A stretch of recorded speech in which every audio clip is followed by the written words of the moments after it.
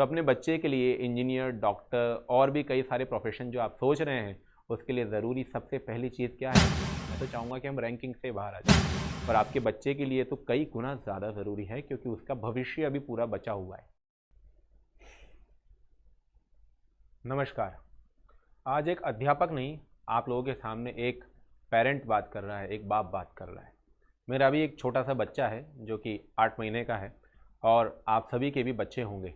मैं बात कर रहा हूँ इंडिया में बढ़ते हुए डायबिटीज़ के बारे में। डायबिटीज़ एक ऐसा रोग है जिसे हिंदी में हम मधुमेह के नाम से भी जानते हैं।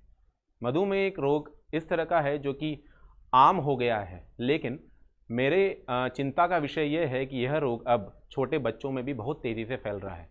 मैं अपने शहर कोटा की ही अगर बात करूं, तो आज ही के अखबार के अंदर एक लेख आया है जिससे मैं आप लोगों का इसका ध्यान केंद्रित करना चाहता हूं। अब 0 से 10 साल के बच्चों में भी डायबिटीज़ बढ़ रहा है। तो राजस्थान पत्रिका की ये न्यूज़ की कटिंग ध्यान केंद्रित कर रही है सभी माता पिता का, जो कि अपने बच्चे की सेहत को छोटा मोटा मानकर उसे टाल दे रहे हैं। कोटा और कोटा से जुड़े हुए जितने भी भाई हमारे स्मार्ट सिटीज़ हैं, इंडिया के अंदर बहुत सारे स्मार्ट सिटीज़ हैं, उनके अंदर केसेस लगातार बढ़ रहे हैं 0 से 10 साल के बच्चों के बीच में टाइप 1 डायबिटीज़ का। सबसे पहले मैं आपको बता देता हूँ कि डायबिटीज़ कितनी तरह की होती है। डायबिटीज़ 2 प्रकार की होती है, टाइप 1 और टाइप 2। टाइप 1 डायबिटीज़ जो है वो इंसुलिन एक हार्मोन होता है हमारी बॉडी में, जो कि हमारे शुगर लेवल्स को कंट्रोल करता है। उस हार्मोन का प्रोडक्शन हमारी बॉडी खुद करती है। अगर हमारी बॉडी इंसुलिन का प्रोडक्शन रोक दे या इंसुलिन का रिक्वायर्ड अमाउंट का प्रोडक्शन ना कर पाए, तो हमें टाइप 1 डायबिटीज़ होता है, जो कि बहुत कॉमन डायबिटीज़ है, जिसके ऊपर मैं आप लोगों का ध्यान ले जाना चाहता हूँ। तो टाइप 1 डायबिटीज़ छोटे छोटे बच्चों के ऊपर धीरे धीरे बढ़ता जा रहा है, और ये एज अ पेरेंट मुझे भी दुख देता है, एज अ पेरेंट आपको भी दुख देगा कि अगर आपका नन्हा सा बच्चा अपने ही हाथों से इंजेक्शन अपने पेट में लगाएगा तो इसका कोई इलाज संभव नहीं है। सबसे पहले मैं आपको बता दूंगा, आप इसकी रोकथाम कर सकते हैं या इसका पूर्वाभास ले सकते हैं। अगर कुछ लक्षण हैं जो आपके बच्चे के अंदर आपको दिखाई दे रहे हैं, जैसे आज के अखबार के अंदर भी उन लक्षणों के ऊपर बात की गई थी, मैं उनके ऊपर आपका ध्यान केंद्रित करना चाहता हूँ कि लक्षण क्या थे। यहाँ पर दिखाया दे रहे हैं, ये लक्षण दिखाई दे सकते हैं, तो तुरंत करवाएं जांच। लक्षण मैं आप लोगों को पढ़ के बताता हूँ। बार बार बच्चे को टॉयलेट आना, प्यास बहुत ज़्यादा लगना, वज़न कम होता जा रहा है बच्चे का, छोटे छोटे से खेल कूद के बाद उसको थकान फील होती है, चिड़चिड़ापन बहुत ज़्यादा बढ़ रहा है, कमज़ोरी बहुत ज़्यादा बढ़ रही है, थकान है, त्वचा पर काले धब्बे पड़ गए हैं, घाव उसके जल्दी ठीक नहीं हो रहे हैं, तो आप लोगों को जल्दी से उस बच्चे का ट्रीटमेंट करवाना चाहिए। मैं यही उम्मीद करूंगा कि ये एक सामान्य से उसके लिए बात हो, लेकिन अगर हम इसके लिए भी एक पूर्वाभास लेकर चलें, पहले से हम इस चीज़ के लिए अगर डॉक्टर से कंसल्ट कर लें, तो बुराई क्या है अपने नन्हे शहजादे और शहजादियों के लिए। हमारे बच्चे को अभी ये सब नहीं है, तो इसकी कोई गारंटी नहीं है कि हमारे बच्चे को ये नहीं हो सकता। डायबिटीज़ मेनली उन्हीं बच्चों को देखा जा रहा है जिनके पेरेंट्स के अंदर हेरिडिटरी ये प्रॉब्लम थी, लेकिन साथ के साथ हम इसको भी नहीं नकार सकते कि भले अनुपात कम है, रेशियो कम है, लेकिन जिन पेरेंट्स को डायबिटीज़ नहीं थी उनके बच्चों में भी ये थोड़े से केसेस देखे जा रहे हैं। क्यों? उनमें ऐसा क्यों हुआ? आजकल की लाइफस्टाइल, आजकल की लाइफस्टाइल हम सभी जानते हैं। जब हम बच्चे थे तो हम कितना खेल कूद करते थे। आजकल सब कुछ बच्चों का रुक गया है, तो हम किस चीज़ से हम उनका रोकथाम करें, किस चीज़ से हम इस बला को टाल सकते हैं?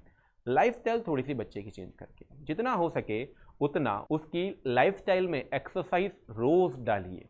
कम से कम आधा घंटा आप खुद बच्चे के साथ एक्सरसाइज करें, क्योंकि जिस तरह से हम बोलते हैं कि एक बच्चे के सबसे पहले अध्यापक, एक सबसे पहले टीचर उसके खुद माँ बाप होते हैं, तो आपको अपने बच्चे के लिए अपनी लाइफस्टाइल में भी थोड़ा बहुत ये परिवर्तन लाना पड़ेगा।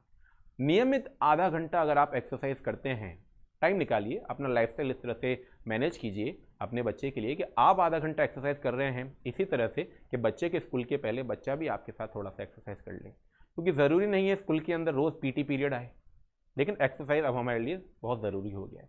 प्लस बच्चे का पानी का इंटेक का आपको ध्यान रखना चाहिए कि बच्चा कितना पानी पी रहा है।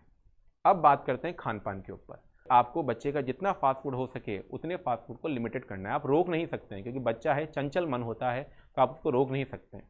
लेकिन जो आपको उसको घर का खाना खिला रहे हैं, ऐसा स्टैट्स में देखा गया है कि जो हमारे नॉर्थ ईस्टर्न है और जो साउथ इंडियन खाना है, वो डायबिटीज़ के पेशेंट्स के लिए या डायबिटीज़ ना हो उस अकॉर्डिंग वो खाना सबसे बेस्ट माना गया है इंडिया के अंदर। क्यों, ऐसा क्या है? क्योंकि 70% जो हिस्सा है उस खाने का वो कार्बोहाइड्रेट है, राइट। और जितना हो सके उतना बच्चे को आप पैदल चलवाइए, घर के अंदर ही उसके साथ खेलिए, उसको डांस में इन्वॉल्व कीजिए, फिजिकल एक्टिविटीज़ उसकी बढ़ाइए। अब मैं आपका ध्यान ले जाता हूं कि क्यों ये एक बढ़ती हुई समस्या है, क्यों ये एक बढ़ती हुई समस्या है। इसके ऊपर मैं ICMR, Indian Council of Medical research का एक छोटा सा लेख है, मैं उसके ऊपर आपको बताना चाहता हूँ। तो अगर आप यहाँ पर देखेंगे, इसको मैं हाईलाइट कर रहा हूँ, Indian Council of Medical Research has released new guidelines to better treat type 1 diabetes, with India being home to the world's second largest adult diabetes population. Bharat के अंदर डायबिटीज इतना ज़्यादा वर्चस्व ले रहा है अपना कि भारत रैंकिंग में नंबर 2 पर है दोस्तों, पॉपुलेशन के लिहाज से। एडल्ट डायबिटीज़ की बात कर रहा हूँ मैं। तो डायबिटीज़ जो है आपके लिए भी नुकसानदायक है, आपके बच्चे के लिए भी नुकसानदायक है। खासकर इतनी छोटी उम्र में बच्चे को डायबिटीज़ होना उस पूरे परिवार की ग्रोथ को रोक देता है। क्योंकि मैं इसको फील कर सकता हूँ, मेरे खुद के दूर के भाई साहब हैं जिनको बचपन में डायबिटीज़ हो गया था, और मैंने खुद उनको खाना खाने के पहले इंजेक्शन लगाते हुए देखा है। मैं खुद उनसे पूछता था कि भैया दर्द नहीं होता क्या? वो बोलते थे कि यार क्या करूँ यार, करना पड़ता है। तो हम अपने बच्चों के ऐसा जीवन को ना देखें, इसीलिए ये सारी चीज़ें और ये सारे वीडियोस मैं आपके साथ शेयर कर रहा हूँ। और बाद में आपके ले जाना चाहता हूँ हेल्दी और एक्टिव दिखने वाले कुछ ऐसे सेलिब्रिटीज़ जिनको आप जानते हैं बहुत अच्छे से, उनकी मूवीज़ भी इंजॉय करते हैं, वो भी डायबिटीज़ से ग्रस्त हैं। डायबिटीज़ से ग्रस्त होने वाले कुछ ऐसे सेलिब्रिटीज़ में सोनम कपूर है, Kamal Haasan the great south Indian actor. तो इतने हमारे पास लोग हैं। वसीम अकरम की अगर बात मैं करूं, वसीम अकरम एक फास्ट बॉलर, पाकिस्तान के फॉर्मर फास्ट बॉलर, रिटायर्ड हैं हम। वो खुद डायबिटिक पेशेंट रह चुके हैं, लेकिन कभी झलका क्यों नहीं? फिर उनकी परफॉर्मेंस इतनी ज़्यादा क्यों आती थी? Because he is an athlete. वो एक एथलीट थे, वो अपनी एक्सरसाइज और बैलेंस लाइफस्टाइल से उसको कंट्रोल कर पाते थे। तो दोस्तों, आपसे बस मेरी यही गुजारिश है कि ये जो न्यूज़ की कटिंग है, जो आज बाल दिवस के दिन, चिल्ड्रंस डे के दिन आया है, इसको लेकर हम सजग रहें। और यदि आप माँ बाप हैं या आपके मित्र जो दोस्त हैं जिनके बच्चे हैं, वहाँ तक इस वीडियो को ज़रूर से फैलाइएगा। और इंडिया को, जो टॉप 2 पर इंडिया है, टॉप 2nd पोजीशन पर इंडिया है डायबिटीज़ में, उसमें इंडिया को हम जितना हो सके उतना नीचे लेकर आए। मैं तो चाहूँगा कि हम रैंकिंग से बाहर आ जाए और इंडिया को एक हेल्दी इंडिया बनाएं। क्योंकि जिस तरह से हम बोलते हैं कि पहला सुख निरोगी काया, दूसरा सुख घट में माया। तो अपने बच्चे के लिए इंजीनियर, डॉक्टर और भी कई सारे प्रोफेशन जो आप सोच रहे हैं, उसके लिए ज़रूरी सबसे पहली चीज़ क्या है? पहला सुख निरोगी काया। अपने बच्चे को निरोगी बनाइए।